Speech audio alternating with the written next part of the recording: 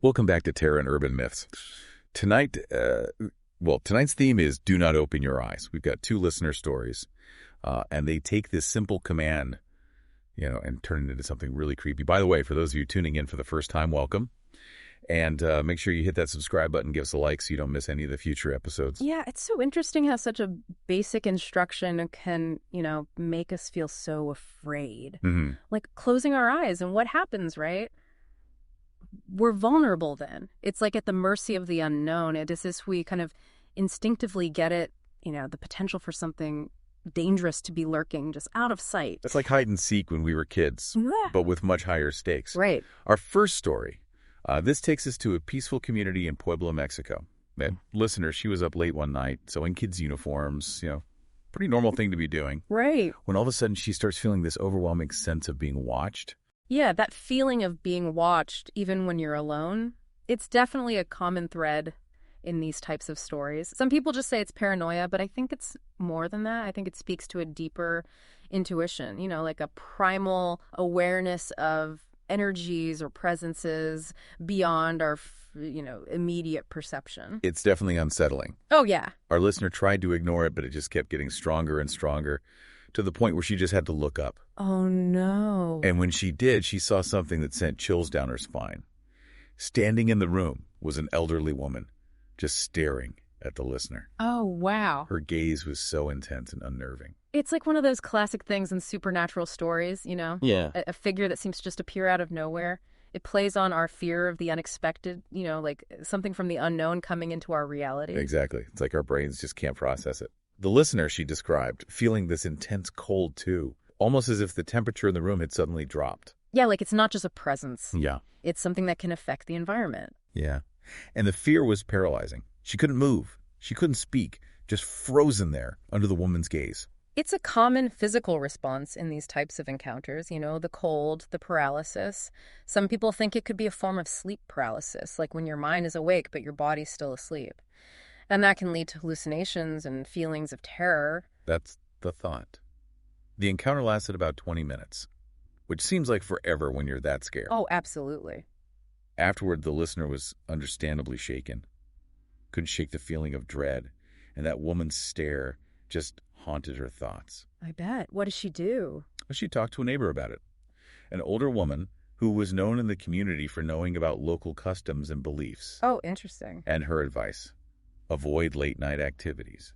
Wow. It's like there's this unspoken understanding in that community that certain times are just, more open to these types of encounters. Like something happens when it gets dark. Like the veil between our world and something else becomes thinner. It's a common belief across many cultures, often tied to specific times like the witching hour, when spirits and the supernatural are thought to be most active. Speaking of places and times that feel particularly vulnerable, our second story takes place in a dental clinic in Apizaco, Tlaxcala. The listener was working a late shift alone after their colleague left for the night. Medical facilities, especially after hours, often have this unique kind of unease. The sterile environment, the lingering smell of antiseptic, the quiet, it all contributes to a sense of liminality, a space between the ordinary and the unknown. You can almost feel the vulnerability in those empty hallways. Our listener was just finishing up some paperwork when a nurse suddenly appeared out of nowhere and offered to help.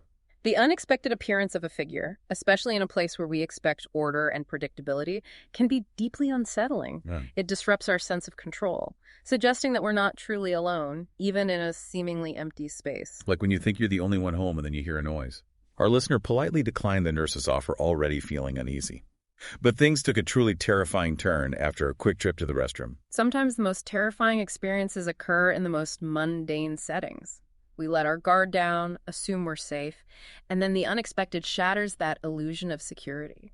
The consultorio, which had been lit moments before, was now completely dark. Oh, no. As our listener entered the room, they were suddenly blindfolded by something. That sudden loss of sight is a powerful trigger for fear. We rely so much on our vision that being deprived of it leaves us vulnerable and disoriented. Any sense of danger is amplified. And then a voice whispered urgently into their ear, "Do not open your eyes. Pray." A chilling blend of threat and religious instruction. It suggests a power dynamic, an entity that not only controls the listener's physical senses, but also attempts to influence their spiritual state. You're absolutely right. The listener felt intense pressure on their eyes, like something was forcing them shut. The fear was overwhelming, and then everything went black. Losing consciousness in these situations is fascinating. It blurs the lines between what's real and imagined. The listener woke up in the same room, the lights were back on, everything seemed normal. But I bet the memory of that experience, the terror, remained vivid. They decided to leave, shaken to the core. It makes sense. Even when the immediate danger seems to have passed, the psychological impact can be profound. It challenges our understanding of reality, leaving us questioning what is real and what is imagined. At the gate, they ran into the security guard and shared a cigarette. A little moment of normalcy. Right. But then came the chilling twist. The listener described the nurse to the guard, and the guard's reaction was immediate. He confirmed that the nurse had passed away under very mysterious circumstances. Oh, wow. That completely changes things. What was initially a frightening encounter becomes something much more complex, layered with questions about life, death, and the persistence of consciousness beyond the physical body. It's like the ground shifts beneath your feet. And to make matters worse, the guard confessed that he often saw the deceased nurse at night wandering the halls of the clinic. That final detail cements the unease, suggesting that the clinic is not just a place of healing, but also a place where the veil between the living and the dead is particularly thin. Our listener vowed to never work the late shift again, haunted by the experience and the chilling confirmation that they had encountered something truly beyond explanation. And we'll be right back with more spine-chilling stories. Don't forget to subscribe to our podcast and give us a like if you're enjoying the show so far. Welcome back to Terror and Urban Myths. We just heard some pretty scary stories, both centered around the phrase, "Do not open your eyes." It's amazing how such simple words can make us feel so scared. I think it's the idea of losing our sight, like our vision. It leaves us feeling so vulnerable. Absolutely. It's like all our other senses get heightened, right? Our hearing especially. Every little sound becomes magnified in our minds. And that's when our imagination starts running wild. We start picturing all sorts of things lurking in the darkness. Exactly. And that's what makes it so terrifying. That uncertainty, the lack of control. In that first story, remember, the listener feels like she's being watched, and then boom, she sees this elderly woman with an intense and unnerving gaze. It's as if the woman is looking right through her. And don't forget about the cold she felt. That sudden drop in temperature.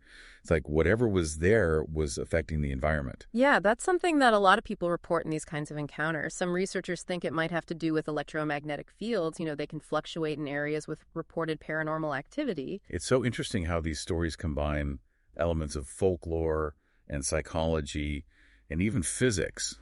And then you have the neighbor's advice in the first story to avoid late-night activities. Right, like there's some ancient wisdom there. Yeah, like something is acknowledging that there are things out there beyond our understanding and that they're more active at night. A lot of cultures believe that the barrier between the living and the dead, or between the known and unknown, it gets weaker at certain times, like the witching hour. It's like a veil that separates the worlds, gets thinner, and allows for these strange encounters to happen. And in that second story, we heard that feeling of a thin veil is even stronger because of where it takes place. A dental clinic. Oh, yeah. Medical facilities, especially when they're empty, have this really eerie feeling. It's like those spaces hold on to the experiences of the people who have been there. The pain, the fear, the hope. It lingers even after everyone has gone home. And then there's that twist in the second story, right? That the nurse that the listener saw, she was actually dead. It really blurs the lines between the living and the dead. It makes you question what happens to our consciousness after our bodies die. The security guard confirmed that the nurse had died and even said he had seen her ghost himself. It's not just the listener's imagination. No. There's something else going on there. Both of these stories show how fascinated we are with the unknown, the things we can't fully understand. They make us question what is real and what isn't. And maybe that's what's most scary about them. Realizing that we're not always in control, that there are things out there that we can't explain, and they make us question everything. Welcome back to Terror and Urban Myths. Tonight, we've really gone deep into fear with these stories, where opening your eyes could have some seriously bad consequences. It's so interesting how a phrase like, "do not open your eyes," can become so powerful. I think it taps into that primal fear we all have of the unknown. The idea that what we can't see is much more dangerous than what we can. It's like we're programmed to be scared of the dark and what might be hiding in it. And these stories just take that fear and crank it up. Yeah, that first story in Puebla really highlights that feeling of being watched, that sense that something is there even if we can't see it. A lot of people have experienced that, that feeling like someone's watching you. And then there's that sudden appearance of the old woman, her intense stare, the room getting cold. It's like something from another world is forcing its way into ours. It's a violation of that feeling of safety and security we have in our own homes. And the neighbor's advice to avoid being out late at night adds another layer to it. It's like there's this shared understanding in that community that some things are best left undisturbed, especially after dark. It suggests that there are forces out there that we just don't understand. Exactly. And that second story in the dental clinic, it plays with that idea of blurring the lines between what's real and what isn't. Medical places, especially at night, always have a creepy vibe. They do. It's like those spaces hold on to all the emotions from the people who've been there. The pain, the fear. It lingers even after they're gone. And the fact that the nurse was actually dead, that just adds another level of creepiness. It makes you wonder if our souls can stick around even after our bodies die. The security guard's confirmation that she was dead and that he'd seen her ghost really makes you think. It wasn't just in the listener's head. Nope, something was definitely going on. Both these stories really show how drawn we are to the unknown. The things that we can't quite explain. They challenge how we see the world and make us face the possibility that there are things out there beyond our comprehension. And maybe that's the scariest part. Knowing that we might not be in control, that there are things that can't be explained, and they make us question everything. We hope you enjoyed tonight's episode of Terror and Urban Myths. If you like what you heard, be sure to subscribe and give us a like. And remember, the next time someone tells you do not open your eyes, think carefully. What could be hiding in the dark? What secrets are you better off not knowing? Maybe some questions are best left unanswered.